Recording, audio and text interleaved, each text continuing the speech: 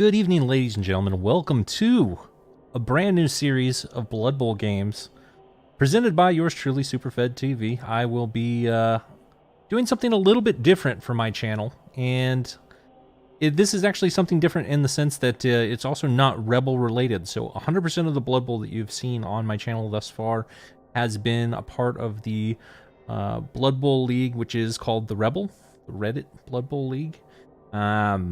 And I play in other leagues. The North American TTS Blood Bowl League is one that I've been playing in for a large number of seasons, and it's very different from the Rebel in that the Rebel is a perpetual league. You can, keep the same team, keep playing forever and ever and ever, or restart with a new team and build that team up. But it's all about longevity and endurance and being able to, make the run for the ultimate goal of the Superb Owl or Super Bowl. North American TTS League, or NATTS League, as I'll call it from now on, is very different. It's a one-season league with the team, and every single time a new season comes, a new team is created, and it's got the similar format of a round one, a round two, and a playoff. And with that, it allows me to do something a little bit different from the content that I've previously done on my channel. And so I'm going to be presenting a season, a previous season, so it's not anything current, but it is something that we can still learn from. But a previous season of the NATTS League where I played Wood Elves, and I'm going to be doing basically the whole journey of the season, but it'll feel kind of like a TV show almost, in the sense that I will kind of treat it that way and set it up that way. You'll see why in a minute, but where I will talk about previously what happened to the team, what's coming next for the team, and all those kinds of dynamics. And I don't know if it's kind of an experiment to see if it'll work. This is also somewhat of a opinionated and educational video, so this was my first real experience with Wood Elves, but I felt like I had some takeaways and some things that I could share with other coaches, and that's kind of the main point with that. But since it is opinionated, I will also kick things off with my disclaimer and then the special intro that I put together for this series of videos. If this is something that you are interested in, though, feel free to leave a comment and let me know what you think about it. Warning, what you are about to hear is in fact opinion. It is not necessarily a representation of the league, coaches, or channel. You will hear things that may not make you feel good. This is called criticism. Sometimes criticism can even be subjective. Blood Bowl is a game of dice and strategy, and there will be comments on both dice and strategy. It does not necessarily mean that the subjects are good or bad people, but they probably are bad coaches. This is sarcasm. Either way, if you think it is offensive to be told you are wrong, tell someone else who cares. Enjoy.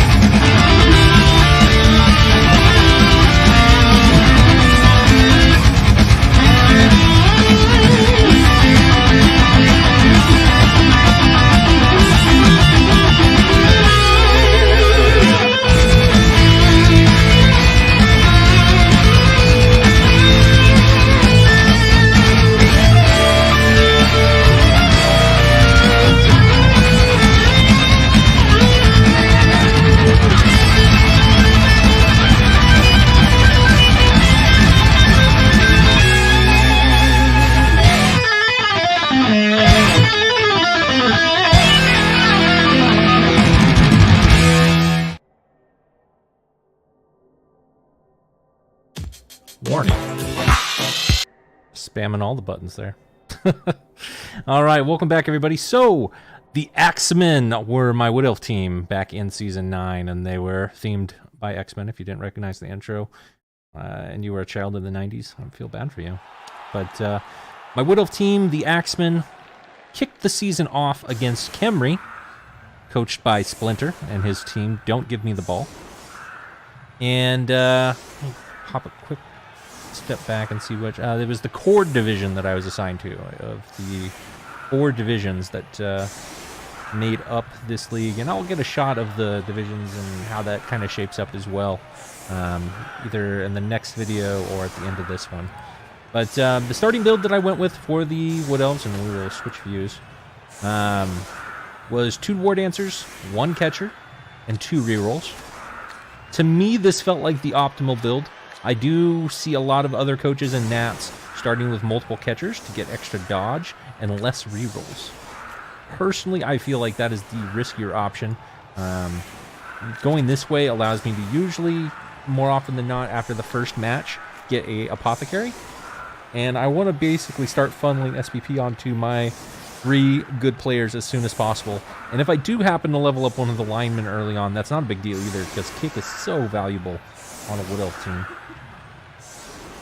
Going up against the Khemri as a first match was not my favorite choice, although they don't have a lot of skills necessarily either.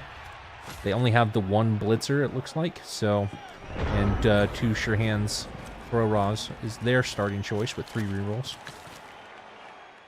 But there are some advantages to this matchup for me, and that is if I can get a hold of the ball, or if he can fail to pick up the ball, I will easily come out of this match with some level ups. Tomb Guardian makes the appropriate block. I set up with these 3 together to try and reduce the number of 3-die blocks. He really should be prioritizing the 3-die blocks here, and if he had followed that up, he would have gotten a 3-die block here, but he didn't need it. But when you play Khemri especially, it is really important that you capitalize on those 3-die blocks early on. This as well should have been a 3-die block. Dub Skull costs him a reroll.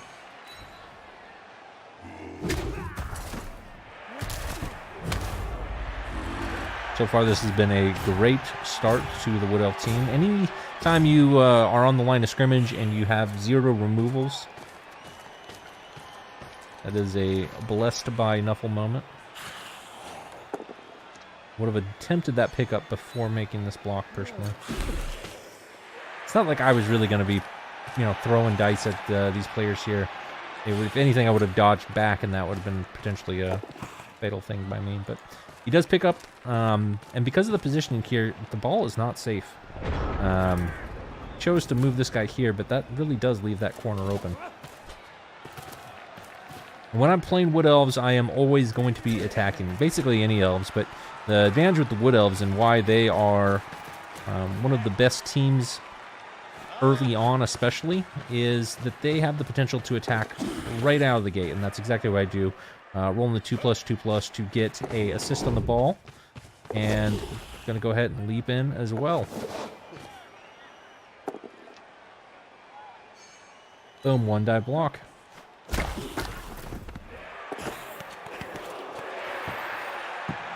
Not the most favorable scatter for me. The first one was great. If it had bounced out here, I would have been all over that ball, but still on the ground after turn 1. Phenomenal start. And here my clock timer's running out because I'm really debating if I want to just make some terrible dodges to go for the ball. I do decide to risk it, and I'm rewarded with a 4+ pickup. Fail the GFI, make the reroll anyway, and fail the dodge. Well, I lost. It cost me a reroll there, but we both down a reroll. That was a tough call. I didn't want to leave it base because he would just push me back into this guy to get another 2-die block. Yeah. Doing that, and knowing, and remember, this is, like I said at the beginning, this is one of the first times I really sunk time into Wood Elves, but knowing what I know now, I wouldn't have even gone for the pickup there. I would have much rather played that safe, because had I injured myself on that failed dodge, it would have been a very, very, very bad position. Yeah. But this is why I kind of enjoy looking at this, even though this match technically was played September 13th of 2017. So this match is a long time ago. Gosh, how many months ago was that? 8 months ago. So I've learned a lot. For those of you that don't know, I've only been playing Blood Bowl since February of 2017. But I've got a lot of games under my belt. I think last I checked it was a little over 1,100 games. I'll look at the statistics after the game, just to kind of lend some credibility of why you could bother listening to me. Unfortunately, anyway, getting back to the game here, the Khemri did what Khemri do and failed to pick up the ball. Next to the sideline there, scatters almost perfectly back into my side of the pitch where there are 0 skeletons nearby. This puts me in a wonderful position there.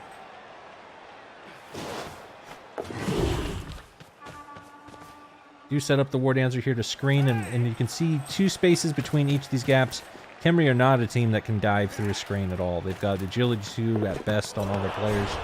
I do fail to pick up, and now it's turn 2, and I've used both my rerolls. That is really bad, and I should have let that one go.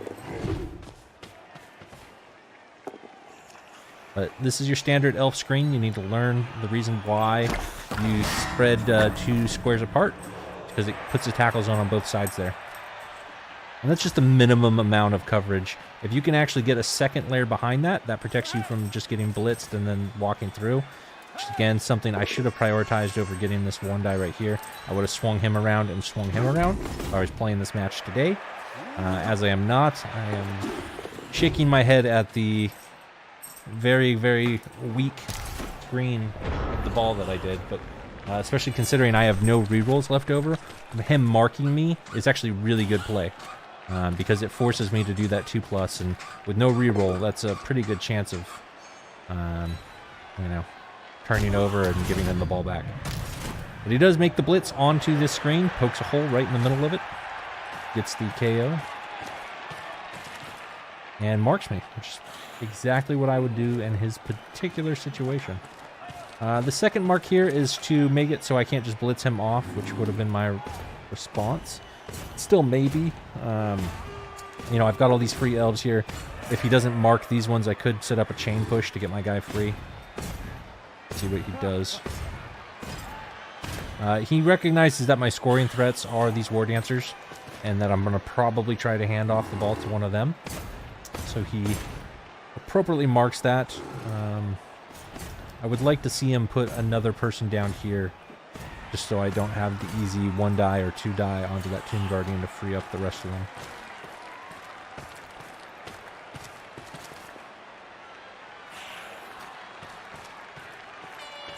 This is actually a fairly risky play from the Khemri coach to just base all of the players. If I do end up getting a couple advantages on some blocks here, and that's what I prioritize, getting the 2 die block here. It's an 87 piece, so it's very easy to remove. And that is what I do. And that right there is exactly why, even if I had the reroll, I would have failed that.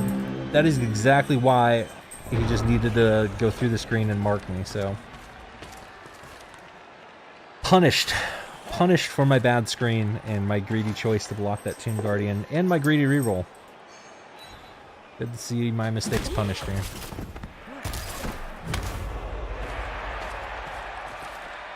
He blitzes to free up his throw raw. This pickup is going to make all the difference in the world. He's got 2 rerolls, but the sure hands here is going to save him the use of the reroll. Making sure to put extra players on the ball before he does anything else. I'm not a big Khemri fan, but Khemri constantly have to weigh. Am I going to roll dice? Ooh, I don't know what that was about. That must have been a misclick. But Khemri constantly have to make the choice of, do I risk a block or do I risk the pickup? The pickup is actually the more unsafe play, but it's obviously more essential. At least he's got these 2 marks on the ball. But what that's going to allow me to do is basically scatter the ball, try and make it so it's just 1 tackle zone on the ball, or if I get lucky and I knock him over and it scatters this way, then there'd be no tackle zones. I do get the knockdown. I scatter it on the ball. The worst thing that could happen with the scatter like that is it could land in his hands and he could catch it. Or even in one of these guys' hands is not what I want. And actually that follow-up right there was a misplay. Looking back at it, I should have stayed back just to, if it scattered to this square, then there's no chance of me catching it. That is something that you always have to be careful when you scatter the ball. And I do make a couple safe dodges with the War Dancers and Catcher. And then there's the pickup. Right now, though, this guy is completely open, as is he, so the ball is far from secure at this point.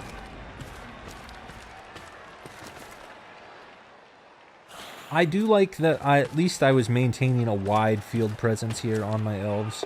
So often you can get bogged down into one corner. And I just recognize the fact that because Khemri are so slow, they can't really be all over the pitch all at once. And so by me staying spread out, I'm also spreading them out or making them commit to a side. And as long as they're spread apart, I will always be able to get dice on their ball carrier.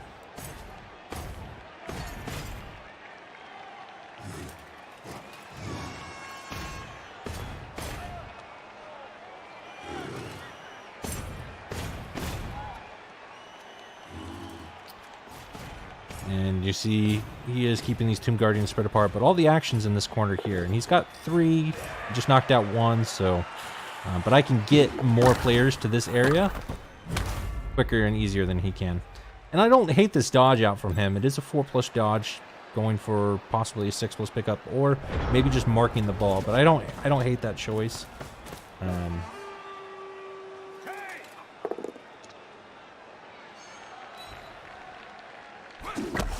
To clear this guy up, give him a chance to pick up the ball. And I go straight to the War Dancer. War Dancers are, of course, the first things that you want to level up. Getting strip ball, basically after your first game, if you can get 2 levels on a War Dancer, gives you a huge power spike. Because very few teams actually have sure hands at the start. And depending on what my schedule is, I would prioritize strip ball over just about everything else. Tackle's also good if you're playing like Amazons and things like that on War Dancers early, but now that I have the ball to the War Dancer, I'm going to screen up here. I feel a lot more comfortable though with the one player screen, because yeah, he's going to knock this guy over and mark me, but I've got dodge, so that's an automatic reroll. He wisely blitzes the catcher instead of one of the linemen, but to get that 3 die, but I feel like he could actually made this a 3 die, and then that would have made more sense and he would have got the knockdown for it. I say wisely though because you want the 3 die just to reduce your chance of turning over. It would have been far worse for him to 1 in 9 a 2 die block on this lineman.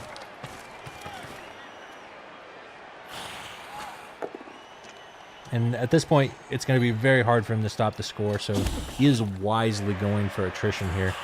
He has gotten 3 knocked out players himself to only 2 knocked out players, so when the Wood Elves are removing more players than they are getting removed themselves, that's a wonderful position to be in as the Wood Elf coach. And a very frustrating day if you are Splinter in this case. The only real big misplay, well, I'd say there's probably been 2 things that I would consider misplays from Splinter. The first one was not caging at the start. He really should have thought his positioning through about, once I pick up this ball, where am I going to go with it? And then the second one was that dodge. I'm assuming it was a misclick from the Tomb Guardian.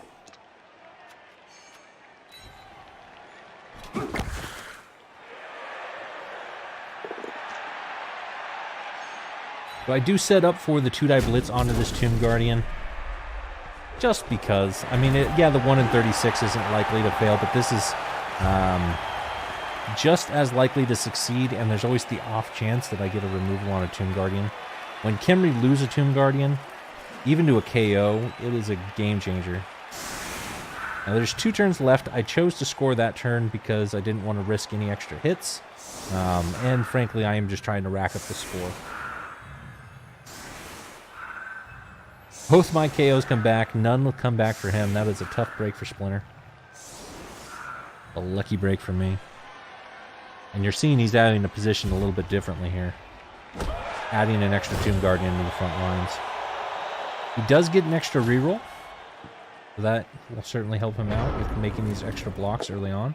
But again, he's not prioritizing 3 die blocks on the line of scrimmage. I make that harder for him positioning this way, but he should still be able to do it.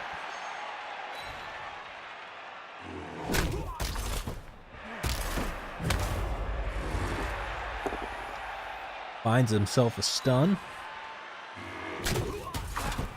Storm getting knocked down as well. Rogue takes it on the chin.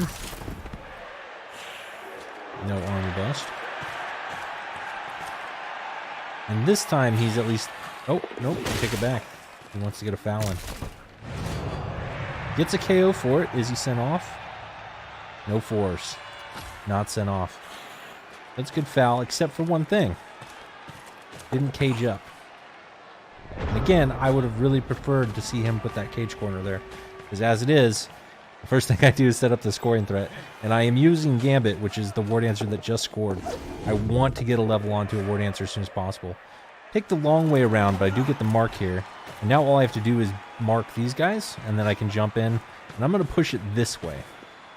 Because I've got all these extra elves over here. One thing I don't like is I didn't move these guys beforehand, but it is what it is.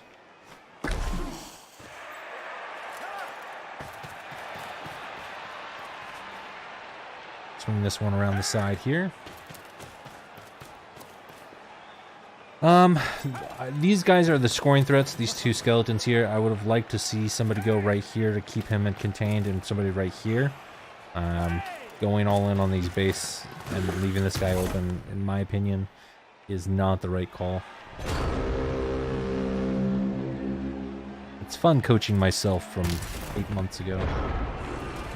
Seeing my greedy play.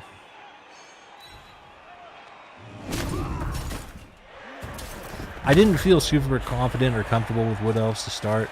I'm not a big fan of AV7 teams, or at least I wasn't back in the day.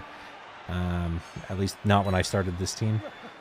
Like that POW right there, I was just wincing in pain. But you eventually come to find that AV7 does live. They don't die every single block.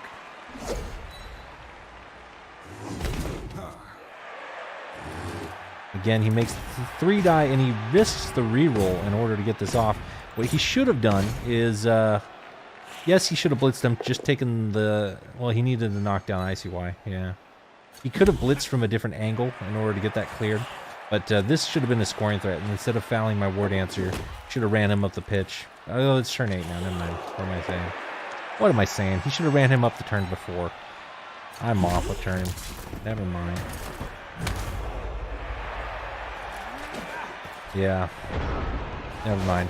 The Khemri 2-turn score is very hard, and it is possible. He elected to just basically protect and foul, so that foul makes sense. Try and get some damage. He did knock down a ward answer, so you take the chance you get in order to boot him down. And after making a block onto the AV7 skeleton, just getting a push. Go ahead and end the turn. Again, his 3 KOs stay out, and that is extremely lucky. He's 0 for 6 on KO rolls. You don't see that every day.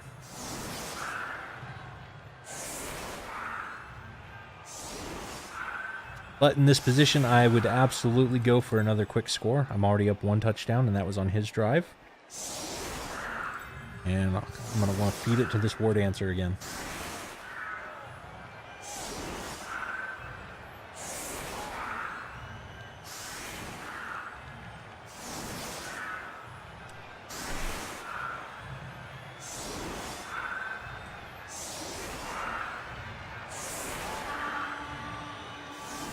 There are a number of different elf setups you can do for offense. I definitely like stacking one side, but I've also learned to kind of go in favor of having at least one player on the opposite side for a, you know, a different kind of, or to present a scoring threat, but to draw some of the attention so they can't just stack heavily against you on that other side.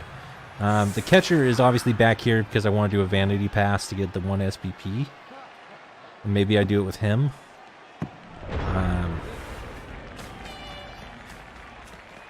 Yeah, so he decides he's going to mark him. Wow.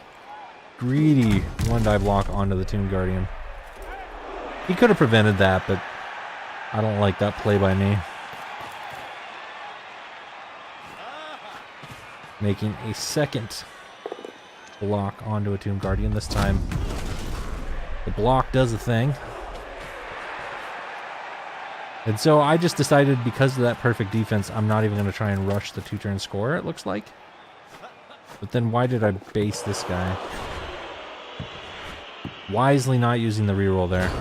Under absolutely no threat of pressure. That first pickup roll when you're playing elves and it's a deep kick, you should never reroll. Unless you're... I don't know, really, you should never roll the pickup. If you make the pickup and you try and do a vanity pass and you fail the catch, then sure, you can risk a reroll for that, but...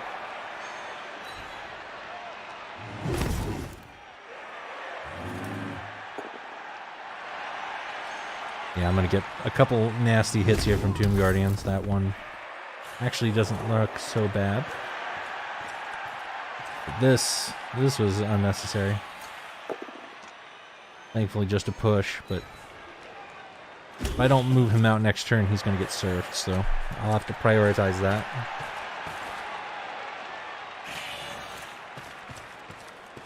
And he keeps on fouling. That will be a send-off, but Morph is injured. Just badly hurt. He'll be back.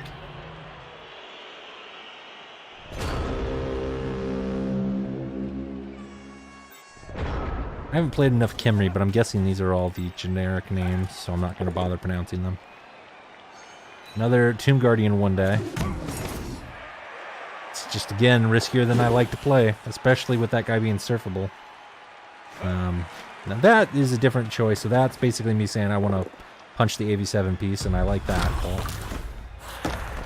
The armor break, but no removal. And then this is going to become a scoring threat on the dancer I need to score with.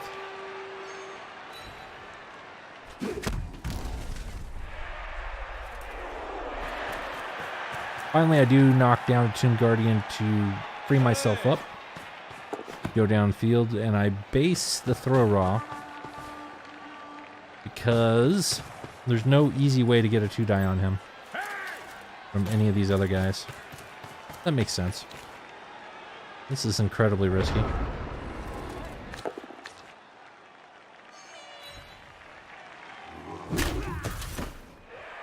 In the other league, so in the Rebel, this would most likely be a Tomb Guardian blitz onto the ball carrier. Which is, it's crazy to think about, but people risk it on the 5+. Get a shot at that ball carrier. He does roll the GFI to get the 2-die here. I'm just giving away extra hits. So you want to try to minimize the amount of blocks that you give up on your elves, especially. And the biggest way to do that is on your turn to not voluntarily base players. Like, I just don't understand why I did that. I guess I didn't want him to move up the pitch, but really, even if he does move up the pitch, he's not threatening me, even if he bases him.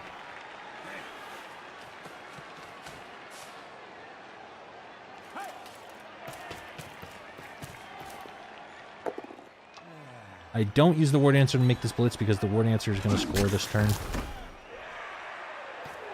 Assuming all goes well.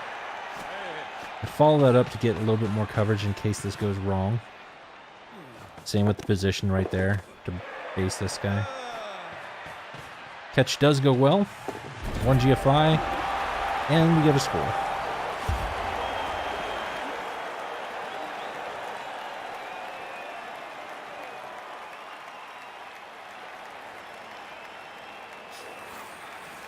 KOs do start coming back. 2 out of 3.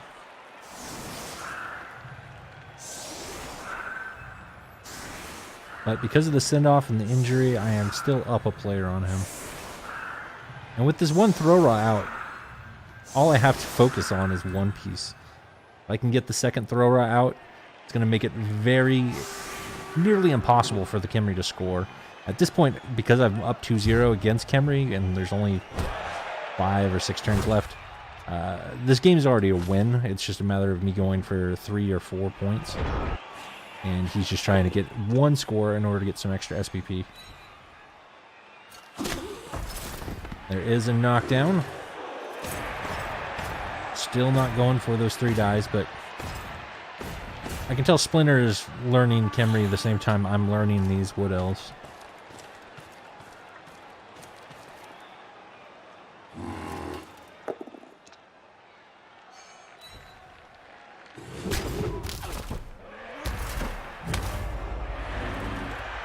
This time he's, you know, the first 2 times he's received the ball, he has really all stayed up here, and it's cost him. Now that there's been a deep kick, he's appropriately brought back several players. I would have preferred him blitzing one of the linemen, but he does find the POW, so it works. And he gets the knockdown.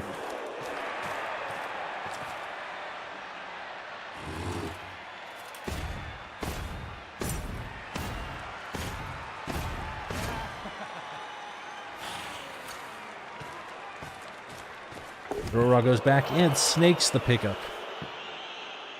Unfortunate.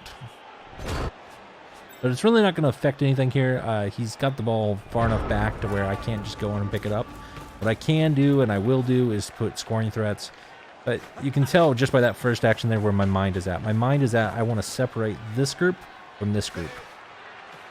And force it, so make it so it's impossible for him to get up to here without having to go through my players. The problem with that is there's only a 3 square gap between these 2 Tomb Guardians. So all he has to do is punch this one.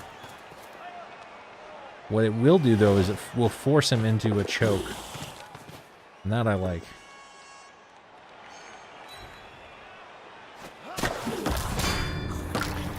Lucky KO.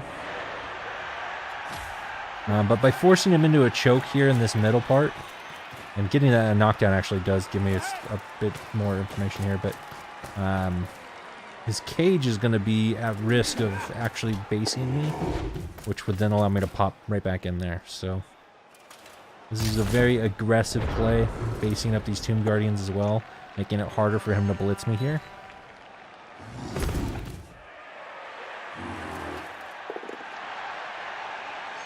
This late in the game, basing these Tomb Guardians with Line Elves isn't a big deal if I wasn't playing for the, you know, future games. Like if this was a playoff game and I just had to absolutely win to move on, that's the right call to base with those guys. But the long-term development, that was a little bit unnecessary.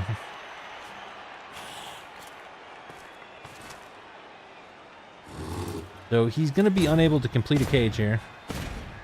And just about all of his players are going to be basing me. He does succeed at the pickup, but we're going to be looking at best at what, an eye cage? Yeah. So, voluntarily basing your ball carrier is never good. Even though it wouldn't have been in a cage, even right here is better than where he is. As soon as I mark this guy, I've now got a 1-die. Take the 1-die, does not work out. I actually should have pushed him here, but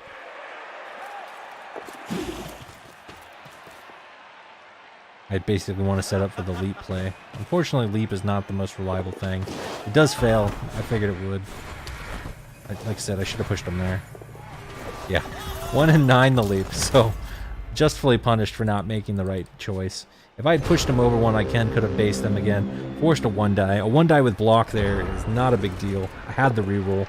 And then if I still failed, I still could have done the blitz leap. So it just was a misplay by me. Because I failed such an early action with all my players based, I'm going to get a lot of punishment here.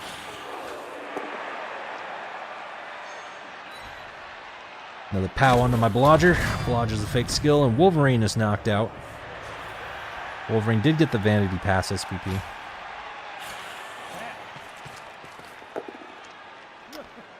Blitz on to Jubilee, marking the ball carrier. Jubilee goes down. He does not have the easiest day. But Dodge has been keeping Nightcrawler alive. I think that's probably the 4th time now that we've seen Nightcrawler saved from getting knocked over by a Tomb Guardian.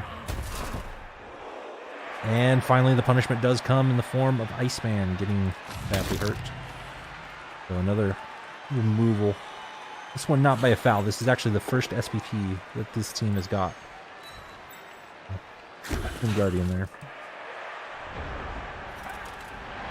Ball's in a much more safe position, but again, I can just make a 1-die block right here. I do take that. And I greedily reroll it and get punished. Tough game for me to watch. knowing what I know now, watching the plays that I made. But that's why I'm doing it. It's a learning experience. Jean Grey takes it on the chin. And there's still only 3 turns left. Khemri have a lot of pitch to make up. Had I not blown the reroll there, I actually would have been fine just dodging these guys out and setting up a screen to stop any potential scores.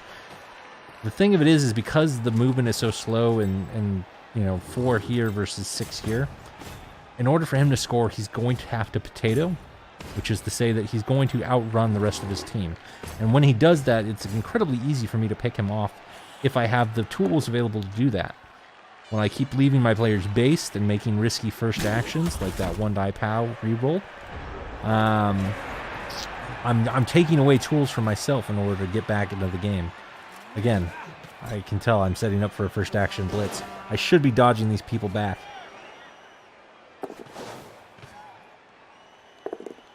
Yep. Appropriately punished for the misplay. And a lot of people would say to themselves, well, no, that's not a misplay. You had a 1-die on the ball. You should have taken it. I still should have taken it, but before I did that, I should have dodged this catcher out. Well, what if you want to pick up the ball with the catcher and score? Well, it doesn't matter. I should have put a scoring threat because it was turn 15, so I should have dodged him out and made him a scoring threat and also reduced the chance of the block. And then I should have dodged these guys out to prevent exactly this. Turn before I said he's going to have to potato. Well, here he is. He's potatoing. Turn 15. Just to get in the scoring range, he's rolling double GFIs. Cost him his reroll. But I don't have any tools right now to reliably go get him.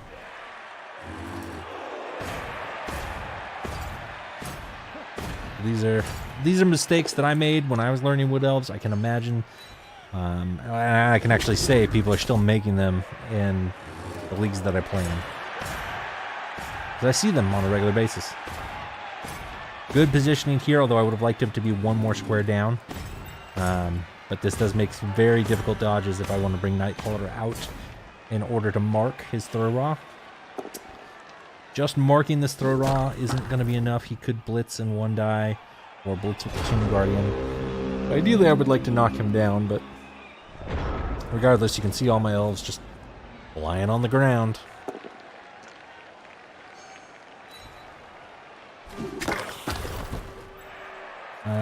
He cannot even get to the ball carrier. What am I doing? What am I doing? Casual 1-die blitz to stop the surf, I guess.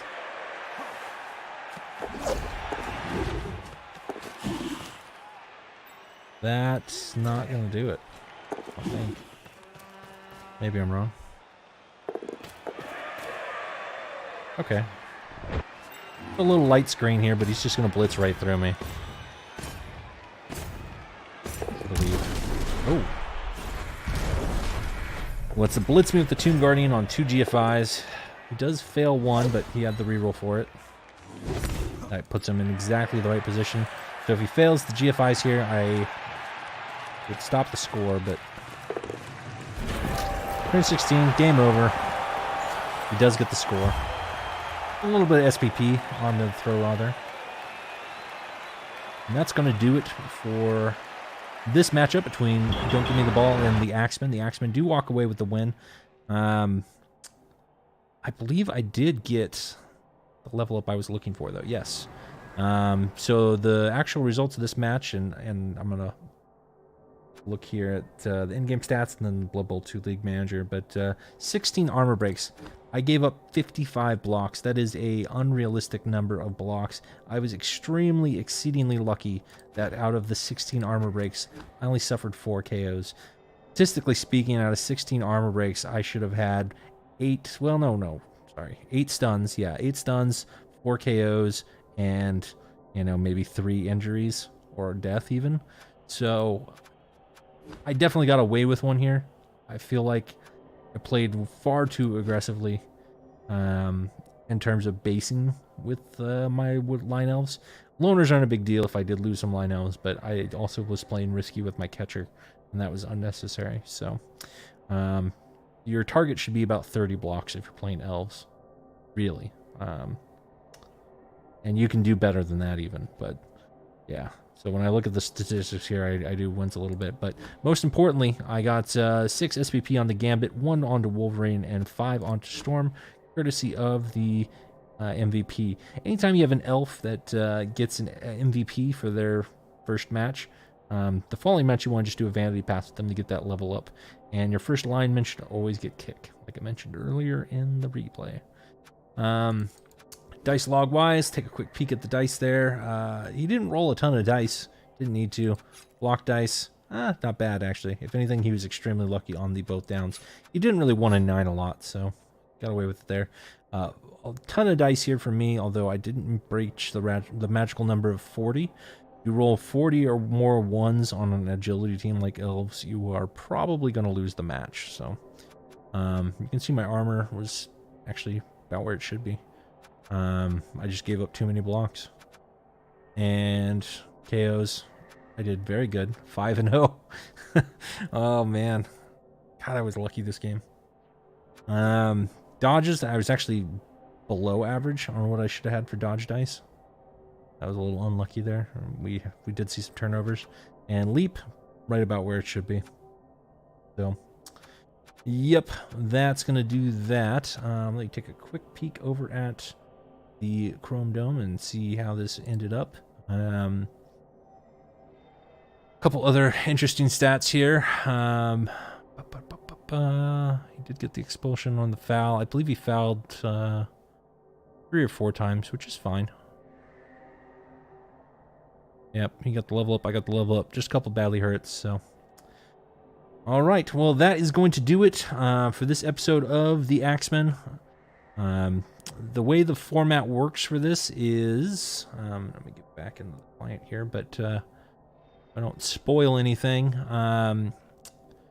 The first round is going to be, looks like 9 games long, so there are going to be 10 teams in this first round, and then the second round is cut down to 6 teams, and then the playoff is single elimination for the top 4 teams from each of the round 2 divisions that make it. I want to say it's the top 16. Sounds about right. Yeah. Top 16 teams overall, and I believe it starts with typically around 40 to 50, depending on, you know, how many people apply and things like that, but they do keep even numbers in the division. So if you are interested in joining NATTS, I will put a link in the description. The North American TTS League. One of the requirements, so they push twice a week. Right now it's Thursday, Sunday. Usually it's Wednesday, Sunday, I believe. But you push twice a week. You do have to play in North American time zone. So sorry to my friends all around the world that are not available during North American playtime hours. This is not the right league for you. But there are plenty of other leagues out there if you're looking for another league. There are also some Australian players in this league, so I know some of you have schedules that can accommodate that. Yeah, that's it. Thanks for watching. I will hopefully continue this through the rest of the season. I believe it's about 20 games at the most, so you guys will see how this all shakes up. But thank you, everybody. Have a good day.